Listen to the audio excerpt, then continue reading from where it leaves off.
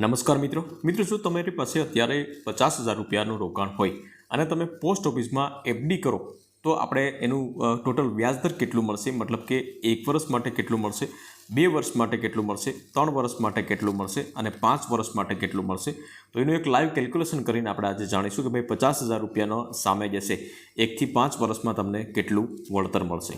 સાથે સાથે tax benefit શું છે, વચ્ચે તમારે પૈસા ઉપાડવાના હોય તો તમે ઉપાડી શકો તો કેટલો ટેક્સ લાગશે, મતલબ કે કેટલા રૂપિયા જશે એની પેનલ્ટી લાગશે, તો એના વિશે પણ આપણે વાત કરીશું આપણે।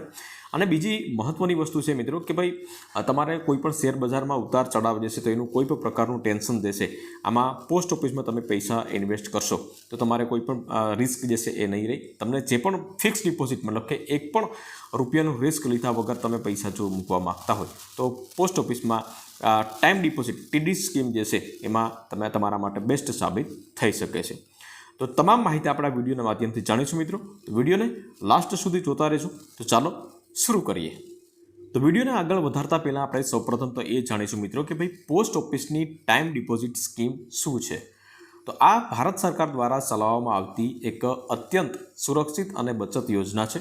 જેમ આપણે બેંકમાં એફડી કરાવીએ છીએ, મતલબ કે ફિક્સ ડિપોઝિટ કરાવીએ છીએ, તેવી જ રીતે પોસ્ટ ઓફિસમાં પણ એક નક્કી કરેલી મુદત માટે પૈસા જમા કરાવી શકો છો। આ સ્કીમની ખાસિયતોની વાત કરીએ આપણે મિત્રો તો એક તો સૌપ્રથમ જે છે સરકારી ગેરંટી તમને મળે છે, મતલબ કે તમારું રોકાણ જે છે તો એ 100% સુરક્ષિત રહે છે। બીજી વસ્તુ કે આમાં તમારે ઓછામાં ઓછું રોકાણ 1,000 રૂપિયાથી શરૂઆત કરી શકો છો। મહત્તમ રોકાણની જે છે આમાં મિત્રો કોઈ પણ પ્રકારની લિમિટ નથી। તમે 1,000 રૂપિયાથી લઈ અને તમે કરોડ રૂપિયા પર તમે રોકો, બરાબર, તો એની કોઈ પણ પ્રકારની લિમિટ આમાં નથી। ક્રાઇટેરિયા જે છે તો એમાં તમારા 18 વર્ષથી ઉપર તમારી ઉંમર હોવી જોઈએ। 18 વર્ષથી ઉપરના કોઈ પણ વ્યક્તિ જે છે એ આ ટીડી સ્કીમમાં ખાતું ખોલાવી અને પોતાના પૈસા જમા કરાવી શકે છે। બાળકો માટે જે છે તમે ખાતું ખોલાવવું હોય તો તમે ખોલાવી શકો છો, પરંતુ એના ગાર્ડિયન સાથે જે છે જોઈન્ટ ખાતું ખોલાવી શકો છો। ગાર્ડિયન મતલબ કે માતા પિતા અથવા તો એના કેરટેકર હોય તે। હવે આમાં વ્યાજ કેટલું મળશે એના વિશે થોડી ચર્ચા કરીએ આપણે મિત્રો। તો આમાં તમે 1 વર્ષ માટે જો પૈસા જમા કરો છો તો તમને વાર્ષિક વ્યાજદર મળશે 6.9%। 2 વર્ષ માટે પૈસા જમા કરો છો તો વાર્ષિક વ્યાજદર મળશે 7%। 3 વર્ષ માટે 7.1% વાર્ષિક વ્યાજદર અને 5 વર્ષ માટે જો તમને પૈસા જમા કરો છો તો સૌથી વધારે ફાયદો થશે અને 7.5% વ્યાજદર જે છે એક પણ રિસ્ક લીધા વગર, રૂપિયાનું રિસ્ક લીધા વગર તમને વ્યાજદર મળી શકે છે। વાત કરીએ મિત્રો ટેક્સ બેનિફિટની, તો ટેક્સ બેનિફિટ જે છે તમારા અમુક ઇન્કમ સુધી જે છે તમને ટેક્સ બેનિફિટ મળી રહેશે। તો ટેક્સ એક્ટની કલમ 80C હેઠળ તમારી વાર્ષિક જે આવક છે, મતલબ કે તમારું વ્યાજ જે છે એ 1.5 લાખ સુધીનું થશે તો એમાં કોઈ પણ પ્રકારનો ટેક્સ લાગશે નહીં। પરંતુ માની લો કે ભાઈ વાર્ષિક આવક તમારી 1.5 લાખથી વધી ગઈ છે તો પછી એના LTCG ટેક્સ જે છે લાગશે 12.5%। હવે વાત કરીએ મિત્રો કે ભાઈ 50,000ના રોકાણ પર કેટલું વળતર મળી શકશે।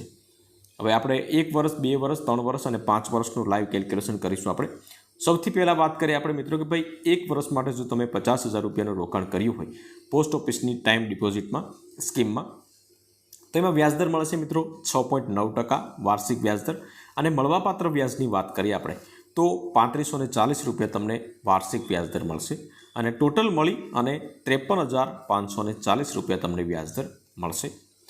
એ જ પ્રમાણે તમે જો 2 વર્ષ માટે પૈસા રોકાણ કરો છો તો 2 વર્ષમાં થોડું વ્યાજદર તમારું વધી જશે, 7% વ્યાજદર વાર્ષિક તમને મળશે અને 50,000ની સામે જે છે 2 વર્ષનું વ્યાજની વાત કરીએ આપણે તો 7,186 રૂપિયા મળશે અને આમ મળી અને ટોટલ પૈસાની વાત કરીએ તો 57,186 રૂપિયા તમારા 2 વર્ષના મળશે ટોટલ રકમ।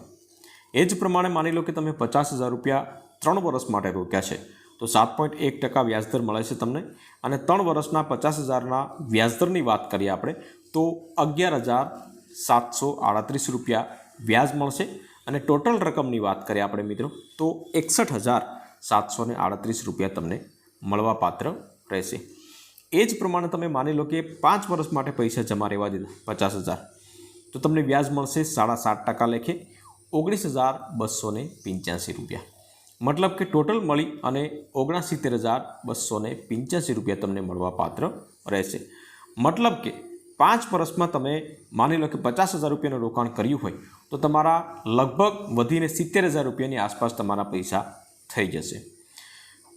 હવે મુદ્દાની વાત કરીએ મિત્રો કે ભાઈ ઘણા બધા લોકોને જે છે પૈસા જમા કર્યા પછી ઇમરજન્સી ગમે ત્યારે પણ પૈસાની જરૂરિયાત પડે છે. તો આમાં પૈસા જમા કર્યા પછી ઇમરજન્સીમાં ગમે ત્યારે પૈસા જોતા હોય, જરૂર પડી હોય તો લઈ શકીએ કે ન લઈ શકીએ? તો તેનો જવાબ છે મિત્રો બિલકુલ તમે લઈ શકો છો, પરંતુ તેના કેટલાક નિયમો જે છે એ આપણે ફોલો કરવા પડે. શું નિયમો છે? સૌથી પહેલો નિયમ છે કે ભાઈ તમે આજે ખાતું ખોલાવ્યાના, પૈસા જમા કરાવ્યાના 6 મહિના પહેલાં તમે ખાતું બંધ કરાવી શકશો નહીં. 6 મહિના પછી તમે બંધ કરાવી શકશો. હવે 6 મહિનાથી 1 વર્ષની વચ્ચે જો તમે ખાતું બંધ કરાવો તો તમને એફડીનું વ્યાજ મળશે. મતલબ કે એફડીનું વ્યાજ જે છે એ નહીં મળે, પણ સાધારણ જે સેવિંગ એકાઉન્ટમાં 4% લેખે જે વ્યાજદર મળે છે, 6.9% નહીં પણ 4% વ્યાજ જે છે તો એ તમને મળવાપાત્ર રહેશે. 1 વર્ષ પછી જો તમે ખાતું બંધ કરો છો તો તમને જે તે સમયગાળાની નિયત વ્યાજદર કરતાં 2% ઓછું વ્યાજદર મળશે. મતલબ કે 6.97% મળે છે, બરાબર, તો એનાથી 2% ઓછું તમને વ્યાજદર મળે છે. હવે વાત કરીએ મિત્રો કે ભાઈ આમાં ઘણું બધું જે છે કે ભાઈ શેર બજારના જોખમથી દૂર રહી અને ગેરંટેડ અને સુરક્ષિત રિટર્ન જો ઈચ્છતા હોય તો પોસ્ટ ઓફિસની ટાઈમ ડિપોઝિટ તમારા માટે શ્રેષ્ઠ વિકલ્પ ગણી શકાય છે. તમે તમારા બાળકોના ભવિષ્ય કે ઇમરજન્સી ફંડ માટે પણ આમાં ચોક્કસ પ્રમાણે જે છે રોકાણ કરી શકો છો મિત્રો. તો આ પ્રમાણે તમે એફડી કરો છો, બરાબર, 50,000 રૂપિયાનું રોકાણ કરો મિત્રો, તો તમને આ પ્રમાણે 1 થી 5 વર્ષની વચ્ચે પૈસા મળી શકે છે. આમાં તમને કોઈ કન્ફ્યુઝન હોય તો તમે વિડીયોમાં કોમેન્ટ કરી અને જરૂરથી જણાવજો મિત્રો. વિડીયો ગમ્યો હોય તો વિડીયોને એક લાઇક જરૂરથી કરી લેજો, શેર કરજો અને ચેનલ ઉપર નવા આવ્યા હોય તો ચેનલને સબસ્ક્રાઈબ જરૂરથી કરી લેજો.